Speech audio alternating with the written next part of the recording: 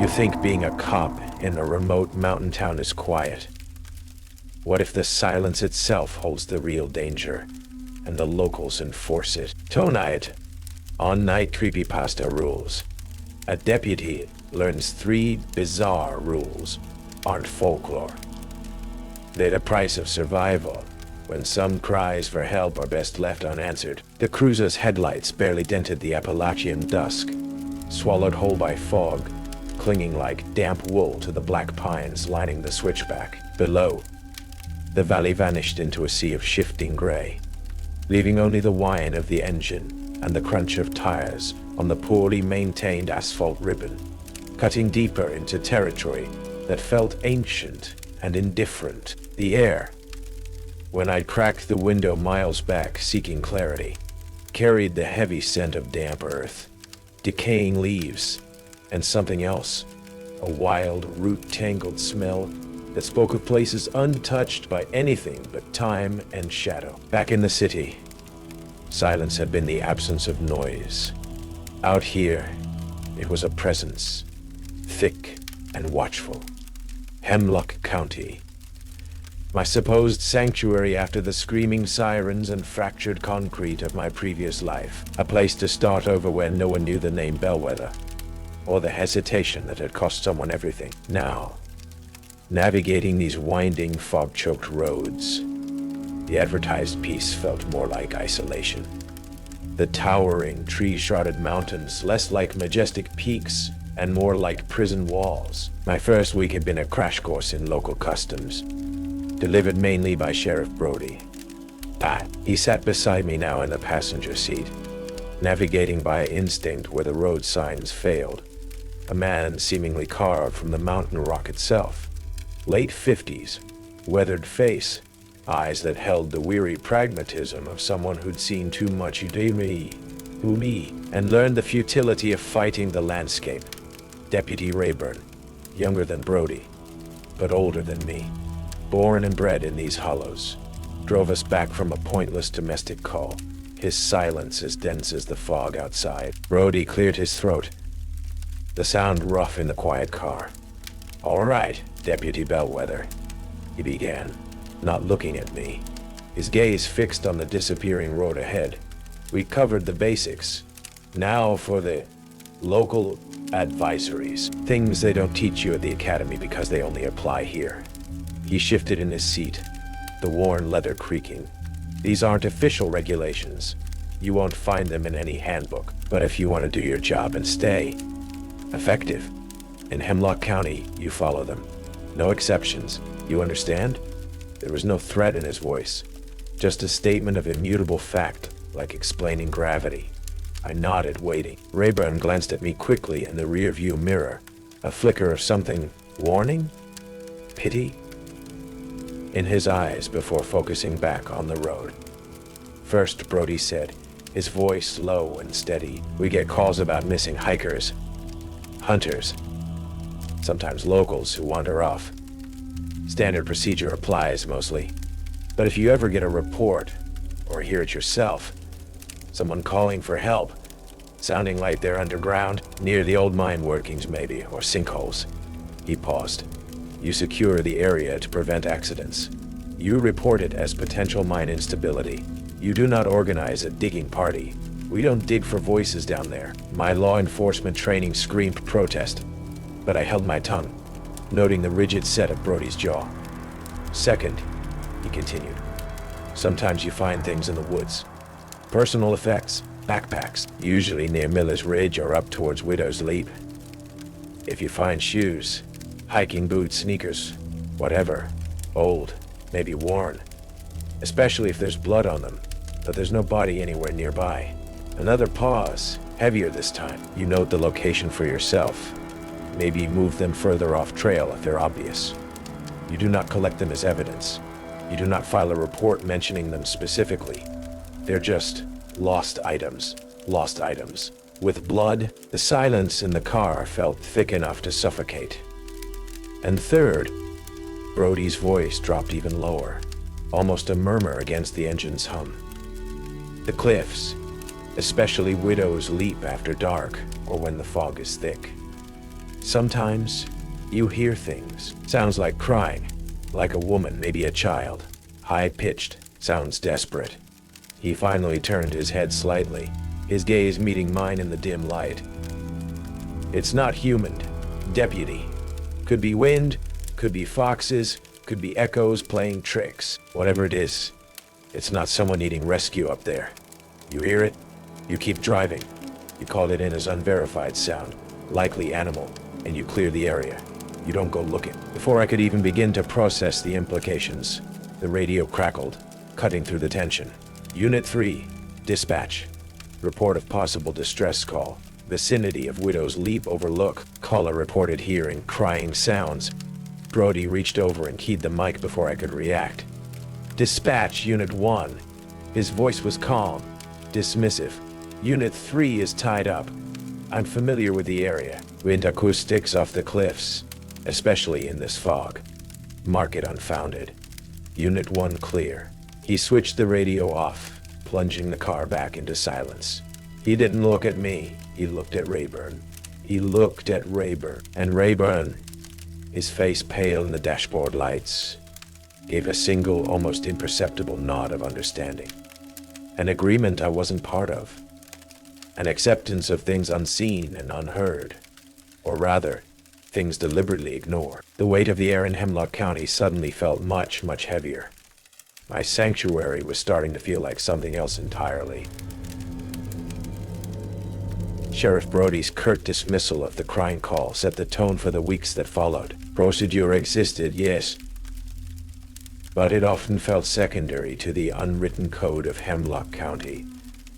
A code dictated by the brooding mountains and the generations who had learned to live or die under their shadow. Deputy Rayburn became my reluctant guide through this labyrinth of unspoken rules, his easygoing demeanor often evaporating when certain topics arose, replaced by a cautious, almost fearful reverence for the way things are done. We caught a call about an abandoned vehicle, an old sedan half hidden down a logging spur near Miller's Ridge. Routine on the surface. As Rayburn ran the plates, came back clean, reported stolen months ago out of state. I did a quick sweep of the immediate area. Standard procedure. That's when I saw them. Tucked just inside the tree line, partially obscured by ferns, sat a pair of hiking boots. Men's size, sturdy, well-worn, laces still tied. Nothing inherently sinister, except for the dark, rust-colored stain blooming across the scuffed toe of the left boot. A stain that looked chillingly like dried blood. My training kicked in instantly. Secours de scene. Photograph. Bag as evidence. Report potential link to a missing person or foul play. Rayburn, I called, keeping my voice leveled despite the sudden chill that ran deeper than the mountain air. Got something here, he ambled over, took one look at the boots, and his face went pale beneath his tan. Ah, hell, he muttered, looking not at the boots but nervously towards the dense woods surrounding us. Leave them, Sarah, leave them. I stared at him. Rayburn, there's blood. I see it, he said quickly, his voice hushed, urgent. And I'm telling you, leave 'em be. Rule 2. No body, no report. It's better this way, for everyone. He wouldn't meet my eyes. Better how? What if someone's hurt out there? What if this is evidence? My frustration mounted. This wasn't policing. It was willful ignorance. Some things in these mountains, they leave markers. Rayburn said, his local accent thickening with unease. You don't mess with the markers. You don't draw attention.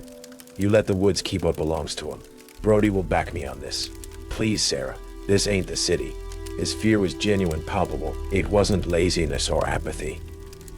It was deep-seated terror. My hand rested on my radio, the urge to call it in warring with the stark fear in Rayburn's eyes and Brody's grim warnings echoing in my head. Could I file a report Rayburn would inevitably contradict? Risk Brody's wrath and further isolation. Reluctantly, feeling a sickening compromise settle in my gut, I took photos with my personal phone, time-stamped and geotagged. A silent act of defiance. Rayburn pretended not to notice. We left the boots nestled amongst the ferns, a silent testament to something awful. Back at the station, Brody accepted the report on the stolen vehicle without comment. No mention was made of the boots later that week. Delving into the station's poorly organized cold case files, I found fragmented reports spanning decades. Mentions of hikers vanishing near Miller's Ridge. Searches finding nothing but perhaps discarded footwear. Cases eventually closed as lost to the elements. The silence in the official record was as loud as Rayburn's fear. Driving past the logging spur a few days later, morbid curiosity winning out, I slowed the cruiser near the spot where the boots had been. Almost hidden at the base of an ancient oak sat a small, carefully arranged pile of smooth river stones and a tied bundle of dried herbs I didn't recognize. An offering, a ward, left by whom, and for what? Left by whom, and for what? The woods felt colder, more watchful than ever. The uneasy quiet didn't last. News trickled through the county grapevine. A teenage girl, local this time, Emily Weaver, hadn't come home after hiking near Widow's Leap 2 days prior. This time, there was no ignoring it. Brody organized a search, pulling in volunteer fire departments and local search and rescue teams, men and women whose faces held a grim, familiar resignation. Rayburn and I were assigned a section leading up towards the overlook itself. The search was slow, hampered by the steep, treacherous terrain and a thick, persistent fog that clung to the higher elevations, reducing visibility to a few yards. Sounds were muffled, distorted by the damp air and dense foliage. There was an eerie lack of normal woodland noise. Few birds called. No squirrels chattered. Just the sound of our own movement, amplified then swallowed by the mist. Many of the local volunteers seemed reluctant to push too close to the cliff edge itself, their search patterns circling the lower slopes. Late afternoon, the fog thickened further as dusk began to creep in. I'd become separated from Rayburn by a dense thicket. Visibility was almost zero. Rayburn, I called out, my voice sounding flat, absorbed by the fog. No answer. Just the drip of condensation from unseen branches. Then I heard it, faint at first, seeming to drift from the direction of the cliff edge hidden somewhere in the gray soup ahead. A high-pitched sound, like crying, thin, desolate, filled with a desperate sorrow. My heart leaped. Emily? Emily? Is that you? I shouted, pushing forward through the wet undergrowth towards the sound. Police? Can you hear me? The crying continued, intermittent, seeming to ebb and flow with the swirling fog. It sounded impossibly sad, heartbreakingly human. A child? A young woman? Every instinct screamed to follow, to pinpoint the source, to rescue.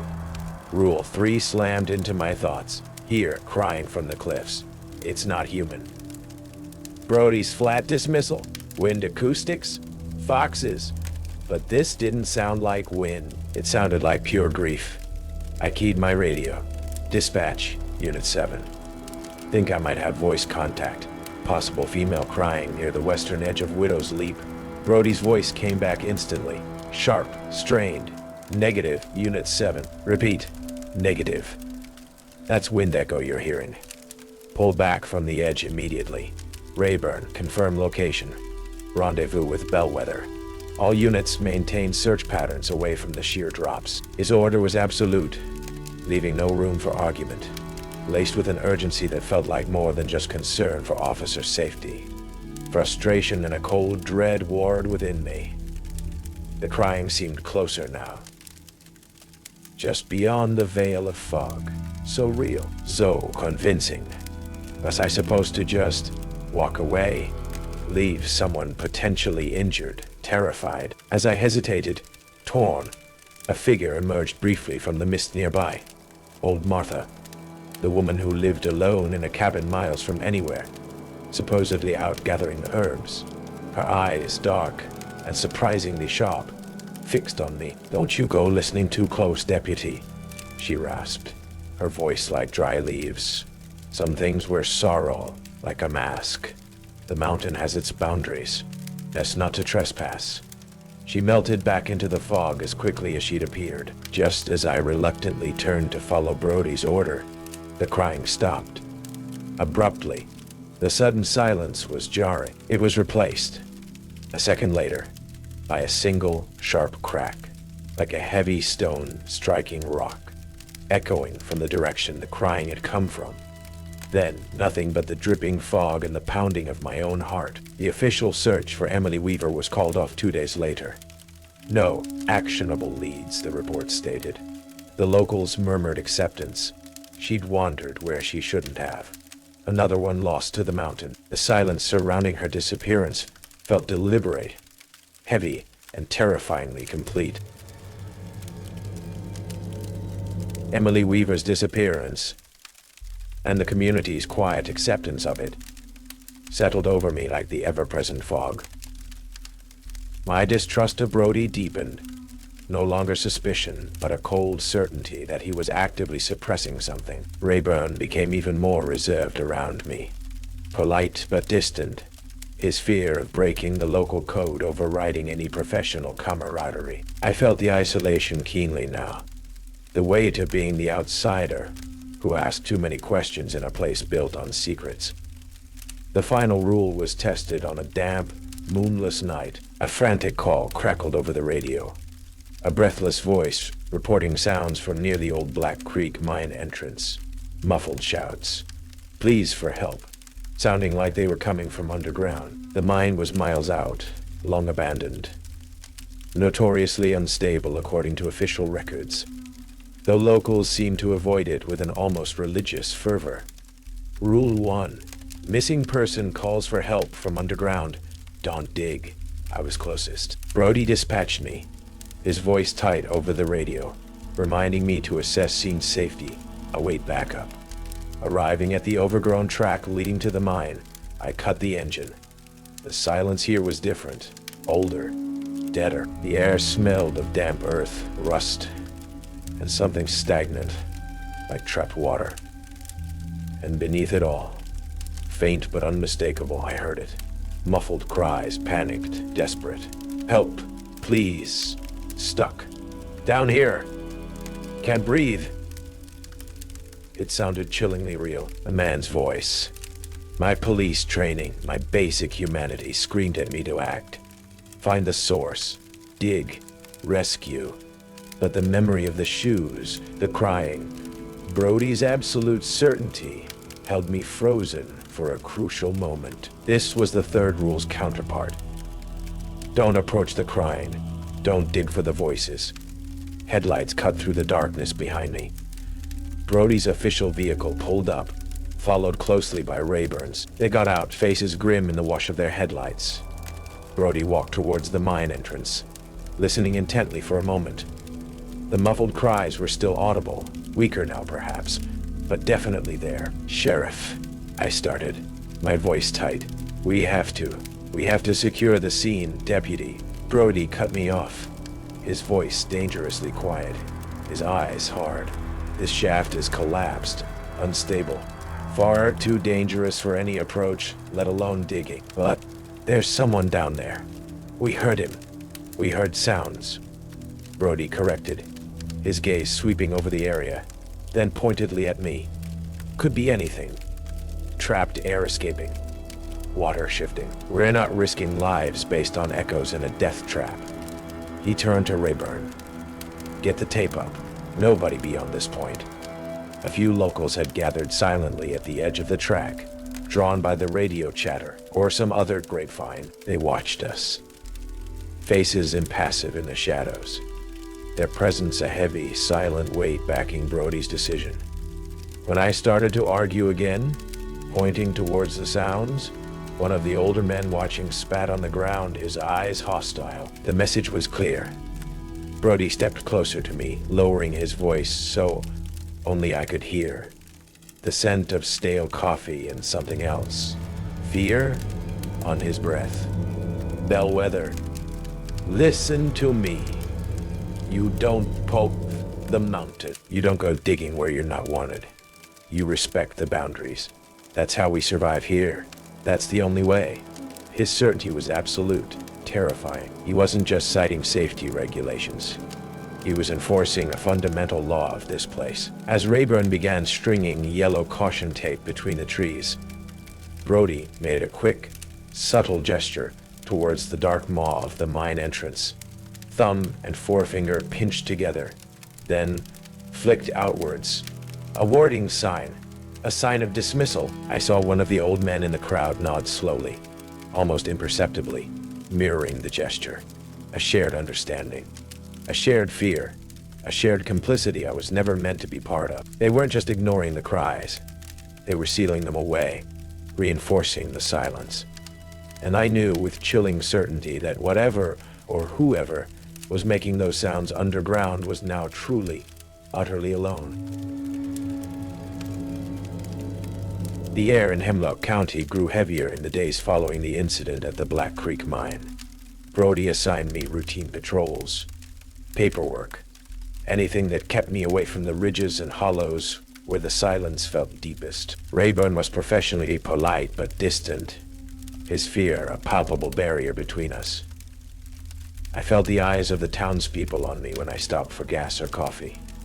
Wary, suspicious. I was the outsider who had looked too closely at the things they desperately tried to ignore. The unspoken agreement was clear: fall in line or face the consequences. But the memory of those muffled cries, the image of Brody's warding gesture, wouldn't let me rest. The breaking point came with the rental car, found parked haphazardly at the trailhead leading towards Widow's Leap. Doors unlocked, interior pristine, except for a scattering of tourist maps and bird-watching guides. Belonged to a young couple from out of state, bloggers apparently, known for exploring and sometimes debunking local legends. They were now officially missing. Brody took charge, his face grim. He briefed the small search party. Me, Rayburn, a few tight-lipped local volunteers armed with rifles and years of ingrained caution. His orders were explicit: search the lower trails only. Do not approach the overlook or the cliff edges. Unstable ground, dangerous fog. Stick to the designated paths. It wasn't a safety warning. It was a boundary line drawn in fear. But I saw the way Brody avoided looking directly at the cliffs, the way Rayburn kept glancing nervously towards the rising peaks shrouded in afternoon mist. I knew where the couple had likely gone, and I knew Brody intended for them to stay lost. That night, fueled by a cold fury and a desperate sense of duty I couldn't extinguish, I took my cruiser back out towards Widow's Leap, radio off, headlights dimmed, unofficial investigation, against orders, against the ingrained fear of an entire county. Parking well down the road, I made my way up the trail on foot, the woods closing in, unnaturally silent. The air grew cold as I climbed, the scent of damp earth mixing with that faint, metallic tang now associated with wrongness. As I neared the overlook area, shrouded in swirling fog that muffled all sound, I heard it, faintly at first, then clearer, the high-pitched, desolate crying, seemingly drifting from the cliff face itself. Rule 3 screamed a warning, but almost simultaneously, another sound bled through the fog from below the overlook, near a known fissure in the rock face. Faint, desperate shouts, like the calls from the mine. Help, down here.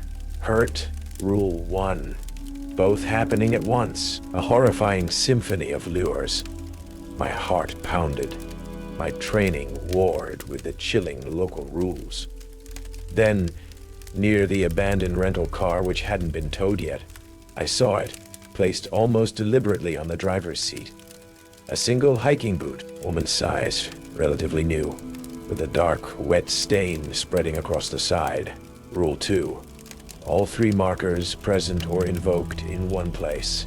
A coordinated display or a trap closing. As I reached for my service weapon, intending to cautiously investigate the fissure despite everything, figures emerged from the swirling fog on the trail ahead.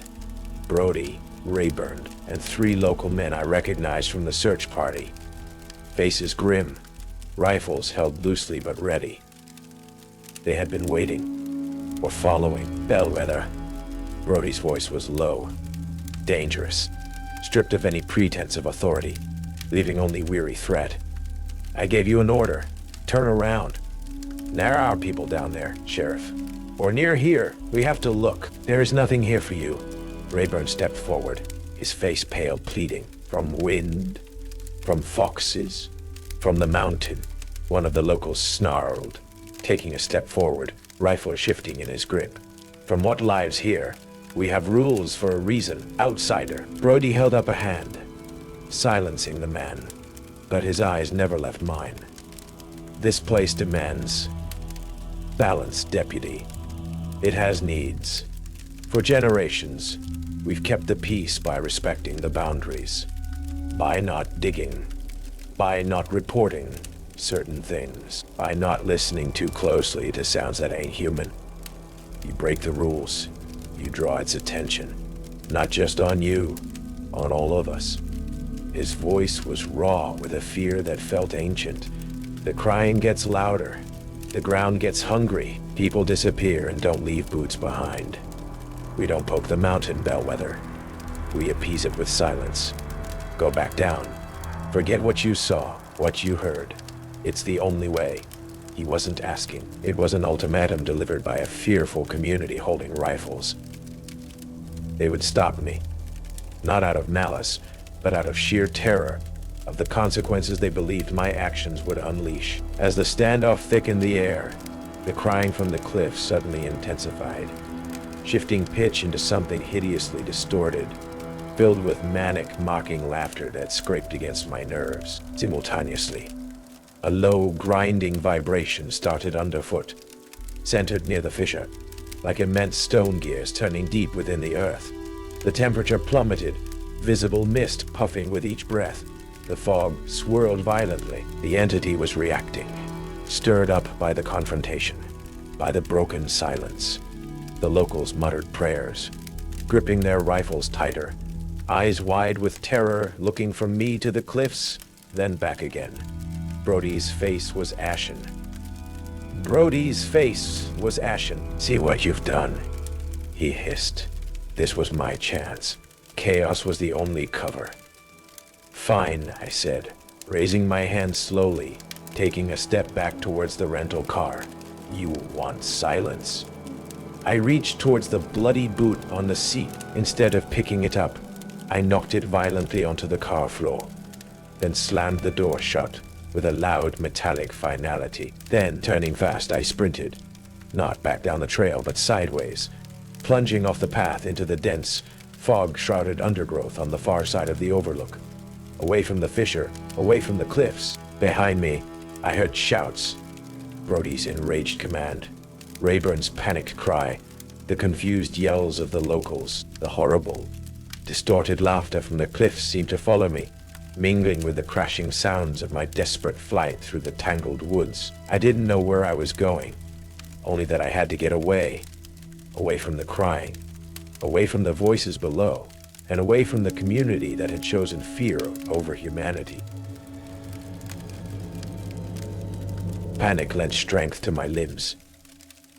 I crashed through the undergrowth, branches whipping at my face, unseen roots snagging at my boots. Behind me, the distorted crying and the low vibration from the earth seemed to fade, or perhaps they were simply swallowed by the fog and the sound of my own ragged breathing and the sharp tearing of foliage. Brody's enraged shouts, Rayburn's pleading cries, grew fainter, lost in the disorienting gray soup. I didn't know where I was going, only that I was moving away from the cliffs, away from the mine, away from the community, gathered with rifles and fear-hardened eyes.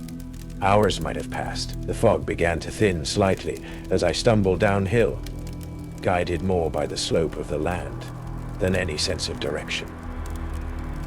The unnatural cold dissipated, replaced by the familiar damp chill of the mountains. The adrenaline crash left me shaking, bruised, every muscle screaming in protest.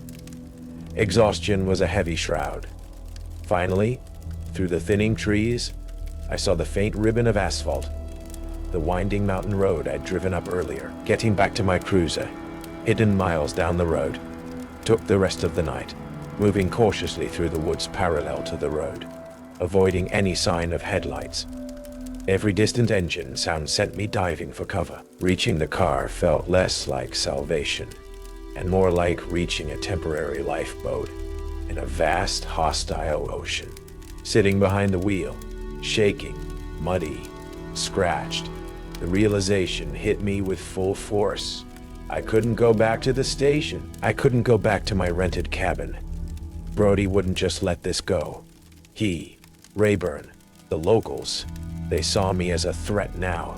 Someone who had deliberately broken the sacred unspoken rules that kept their precarious peace. Reporting Brody's actions, the community's complicity, the rules themselves.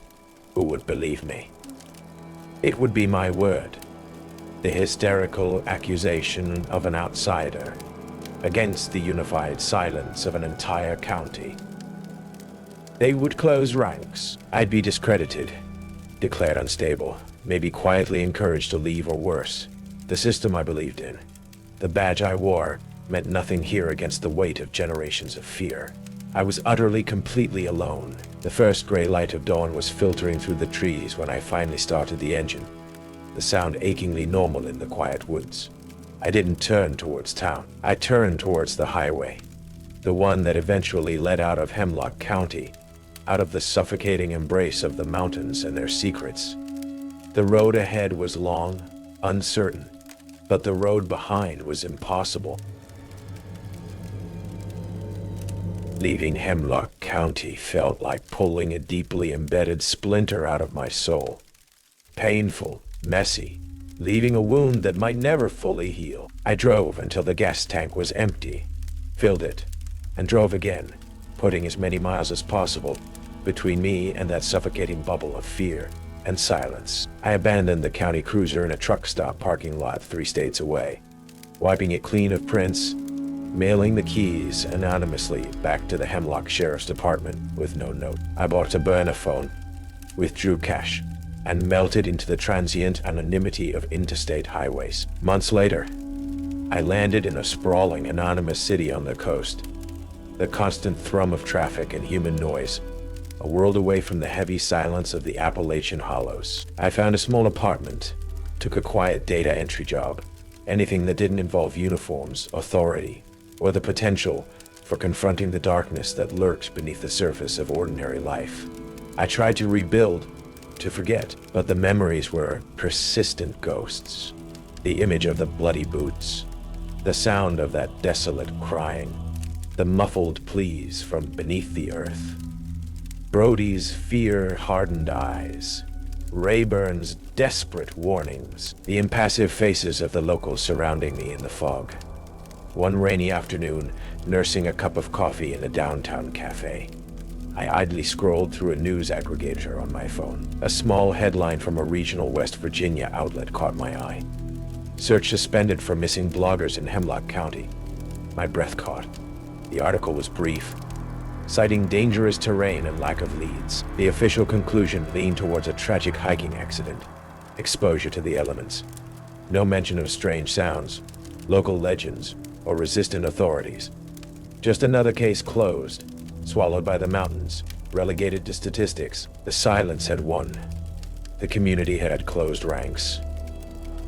I closed my eyes, leaning my head back against the cool glass of the cafe window.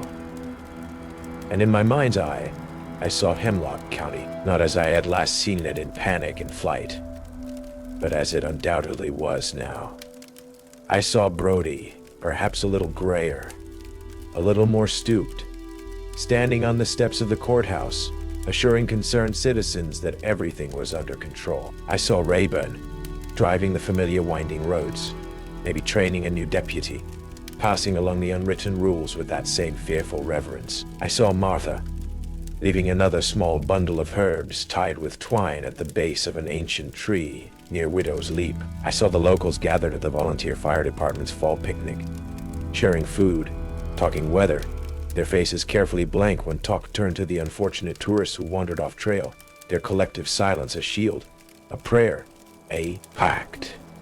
They were safe, perhaps, in their carefully maintained ignorance, protected by the boundaries they dared not cross, the truths they refused to acknowledge. They had chosen their peace, paid for with silence, and the occasional unnamed sacrifice.